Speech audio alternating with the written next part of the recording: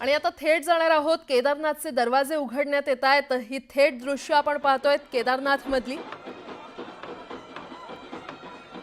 भाविकांची इथे मोठ्या प्रमाणात गर्दी पाहायला मिळते। केदारनाथ मंदिराचे दरवाजे आज उघडण्यात येत आहेत आणि भाविकांनी दर्शनासाठी मोठी गर्दी इथे केली असल्याचं पाहायला मिळतंय। दरवर्षी आतुरतेने भाविक या क्षणाची वाट पाहत असतात।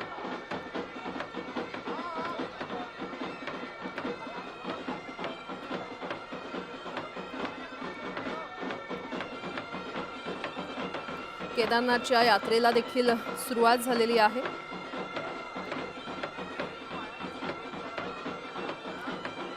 पहलगाम हल्ल्यानंतर उत्तर भारतात तणावाचं वातावरण असताना आजपासून केदारनाथ मंदिराचे दरवाजे उघडण्यात येत आहेत।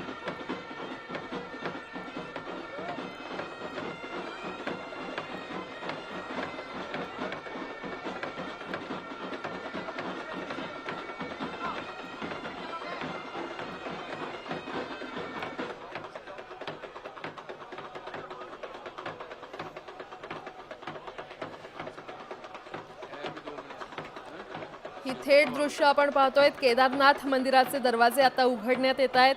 कालच पंचमुखी पालखी देखील मंदिर परिसरात दाखल झालेली आहे। पहलगाम हल्ल्यानंतर संपूर्ण भारतात तणावाचं वातावरण असताना आजपासून केदारनाथ यात्रेला सुरुवात झालेली आहे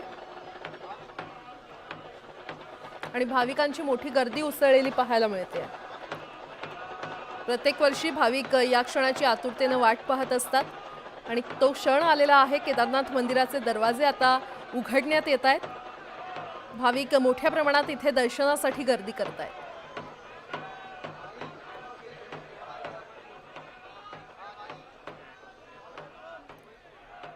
चारधाम यात्रा ही अत्यंत महत्त्वाची मानली जाते आणि या चारधाम यात्रेला भेट देणाऱ्या व्यक्तींना सर्व पापांपासून मुक्ती मिळते अशीच भावना घेत भाविक केदारनाथ मंदिरात दर्शनासाठी येत असतात।